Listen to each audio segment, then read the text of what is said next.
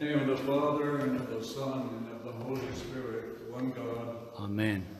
Lord, thou shalt open my lips, and my mouth shall declare thy praise. Good morning. Good morning. I'd like to remind everyone, in case you're not aware of it, the epistle reading throughout Lent is taken from the epistle of St. Paul to the Hebrews. I would encourage all of you to read it this season. Read it over and over again. And read it in large chunks, because it's really very important reading from St. Paul to the Hebrews. Very significant and important, plays a very important role in knowing who Christ is.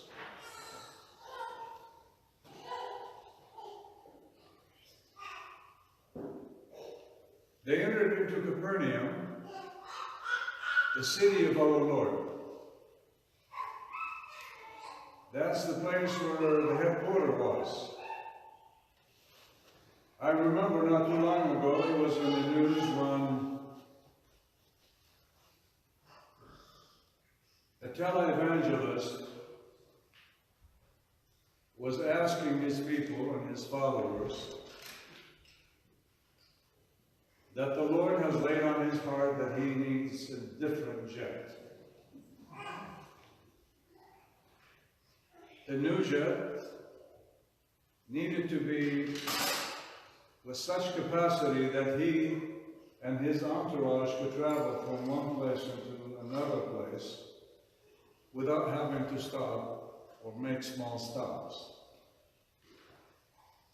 The price tag for the airplane was about $54 million. I don't know if he ever got it, but I think he had two other jets that he uses. Unfortunately, I guess they weren't good enough. He had to stop. If he's traveling from here, he may have to stop in New York and refuel. But I recall and I see the headquarters of our Lord Jesus. It was a very fancy home. Very fancy home. They call it the house, and as you enter the house, most of the space in the house wasn't even covered. Maybe the only place where he slept. And maybe his disciples, when they were in town, all of them stayed with him in the same room. But in the patio was such that had some kind of covering. Like most of you, when you have your patio outside, or some of you may have some vine trees in the back growing and shading the outside for you, so you can sit down and enjoy a nice meal and have a nice soft drink and enjoy a little bit of the nice weather. It was the same place that Jesus had. It was very simple. And people came to see him at his house. And the door was open and nobody could get in. Have you ever been in a concert where someone, when an important singer was singing and everybody was thronging toward that person, you couldn't get any closer? It was the same way. The place was full. There was no room on the inside. There was no room on the outside. You can't get through the door. And lo and behold, Jesus was preaching and teaching and healing and curing people from all diseases. And the news was throughout the city that Jesus is home now. And lo and behold, there was a man who was paralytic and needed to come to Jesus. And he managed to bring 4 of his good friends with him and carried him on their shoulders, like what you see on this valley. two beams wrapped around with a cloth or sheets or covering wrapped around those poles, and 4 men carried him. And some time ago, we had few of you men over here try to carry one person and bring him into this nave. And it wasn't easy.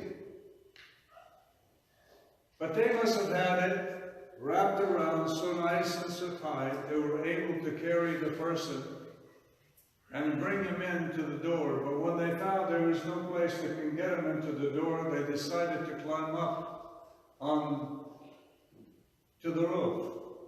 Climbed up the wall to the roof. And most of you absolutely cannot fathom this taking place in our world. You've never seen it, but I've seen it. I've seen walls and homes built of large walls, probably about a meter in width, built of all rocks. And then on top of it, you would put some trees, some large branches of trees, and you cover them up. And that's pretty much what Jesus' house looked like. So they climbed up there. It wasn't very difficult for them. They climbed up, but carrying someone is very tough. But they carried him up the wall, and then they made room in the roofing material they had, and they put him down. And when Jesus looked at him and he saw something. He saw a man. And he saw 4 other men with him. And the way he describes it, the way the gospel writer describes it, he said, Mark said, and he saw their faith. They saw their faith. And then he looked at the man and he told the man, his sin is forgiven. He knew what he needed. His paralysis was caused by sin.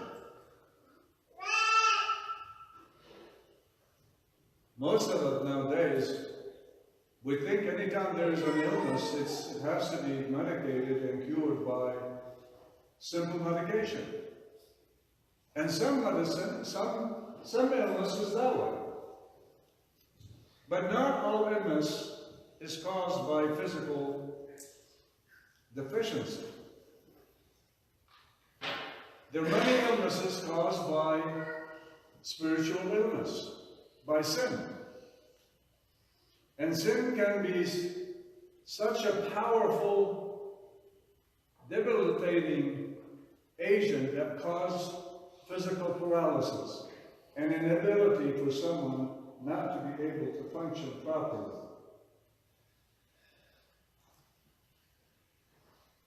Some people call it psychosomatic disease. I mean, things that's caused from the inside that affects the physical body.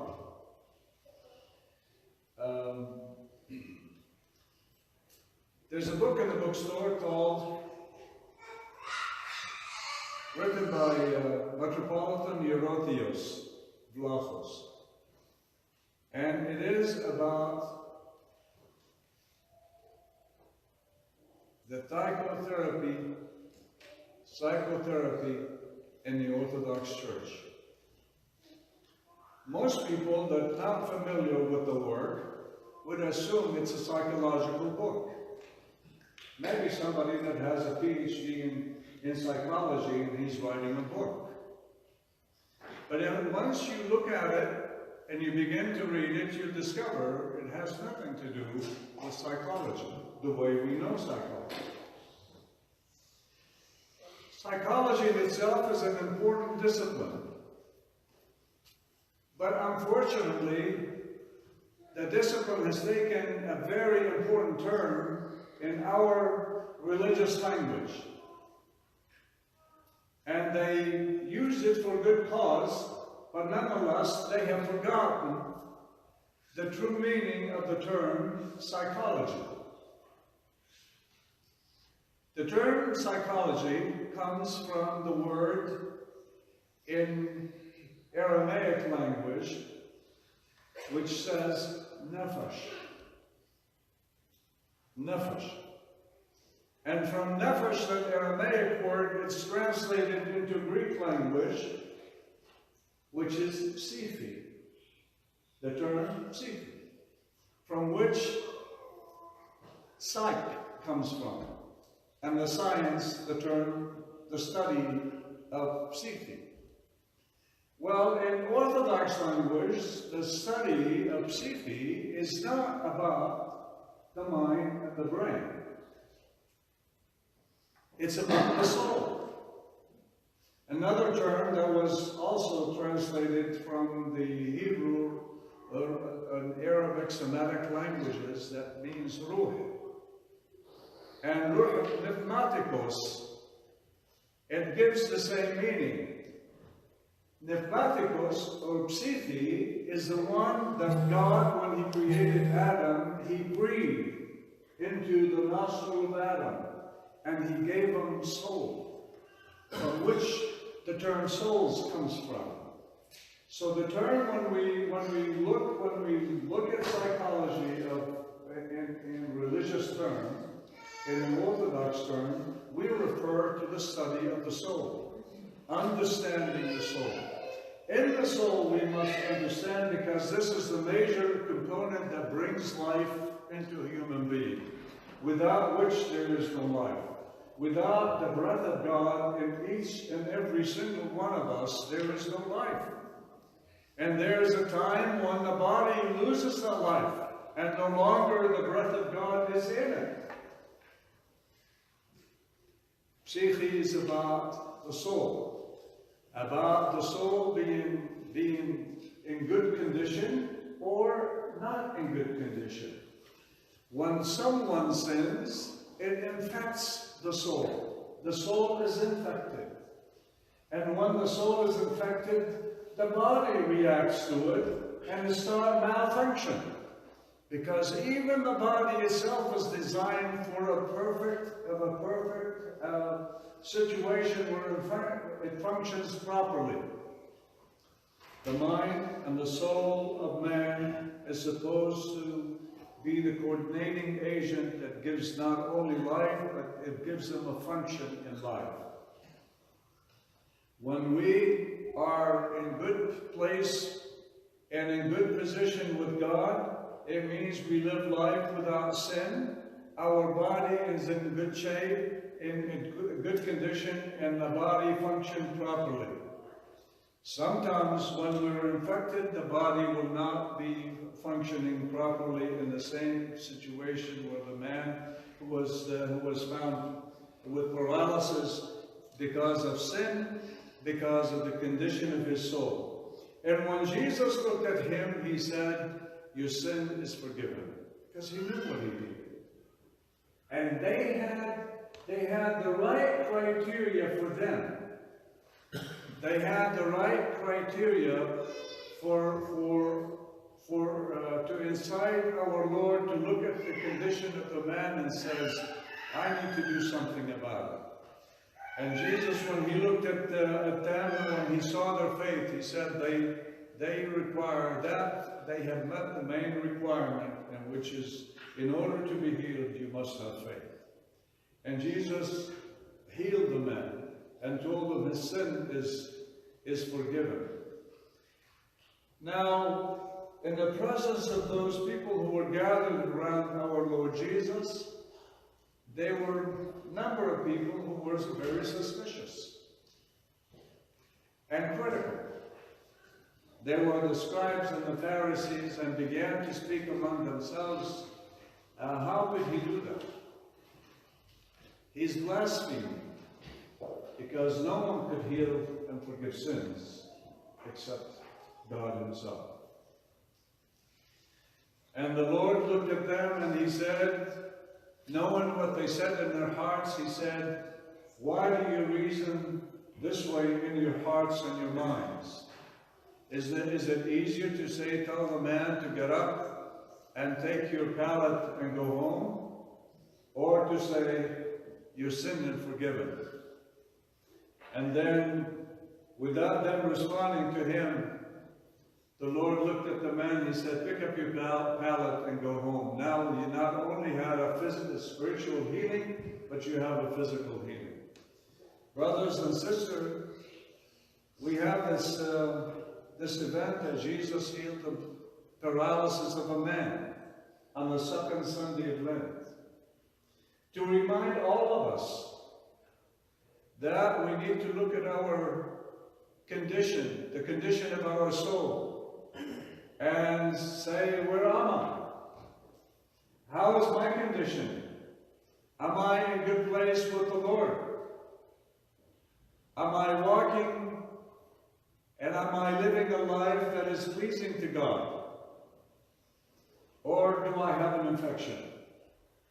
And if I have an infection, this is the time when the church offers all of us the opportunity to come and confess our sins and to be cleansed from our sins. Lent is about restoration of the soul into the right place, in the right position with God. It's the restoration of the soul to become reunited with God again and again. Brothers and sisters, it's a call from the Lord for all of us to re-examine ourselves. And not to have someone examine us, but to examine ourselves. One of the beauty of the Orthodox faith, it teaches you to examine yourself and never to examine someone else. The examination belongs to God and to oneself. And in examining ourselves, we discover our condition in comparison to the divine mirror that God has implanted in the soul of each one of us. That mirror that reflects the condition of our hearts and our souls, the condition that needs to be repaired or to be affirmed. I pray this time of the season is a time of restoration for all of us, to be reconciled with God and reconciled with each other. So we no longer have anything to say about someone except words of affirmation, words of love and compassion. The Lord's healing of the man is healing about making his soul right, not necessarily his body, because a human body gets infected all the time, and a human body suffers from various kinds of infections. And eventually the human body is going to die, and it's not going to live forever, except on the final resurrection when we meet the Lord, as He promised us that we will live a life with Him. I pray this time of the year is a good time for all of us to recondition ourselves, reclaim our heritage with the Lord, and we reclaim our position with God who created us from the beginning to be made in His image and likeness. In the name of the Father, and the Son,